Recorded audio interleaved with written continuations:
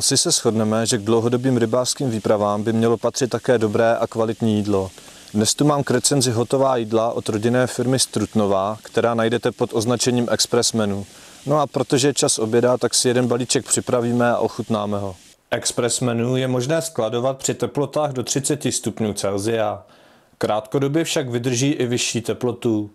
Při dodržení skladovacích podmínek má jídlo trvanlivost až 3 roky.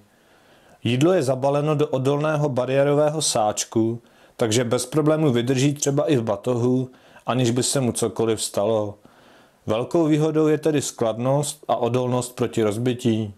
Všechna jídla jsou uvařena z kvalitních českých surovin a neobsahují žádné konzervanty, dochucovadla ani barviva. Jídlo neobsahuje lepek, takže je určeno i pro lidi s bezlepkovou dietou. Každý sáček byl podroben sterilaci, což je v podstatě technologie velmi podobná klasickému zavařování, které každý jistě zná. Výrobky nejsou vakuované ani dehydratované. Při přípravě není třeba přidávat vodu. Obsah sáčku stačí vysypat do hrnce a ohřát, případně můžeme celý sáček připravit ve vroucí vodě.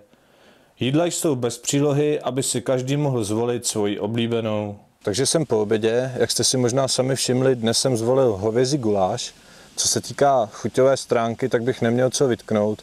Bylo to opravdu velmi dobré, byly tam velké kousky masa, takže za mě super. Určitě bych na samotný závěr vyzdvihl snadnou přípravu tohoto pokrmu, protože je to opravdu jednoduché a zvládne to každý.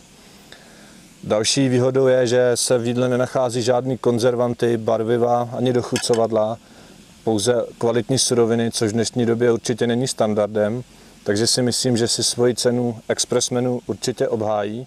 Kompletní nabídku jídel najdete na expressmenu.cz.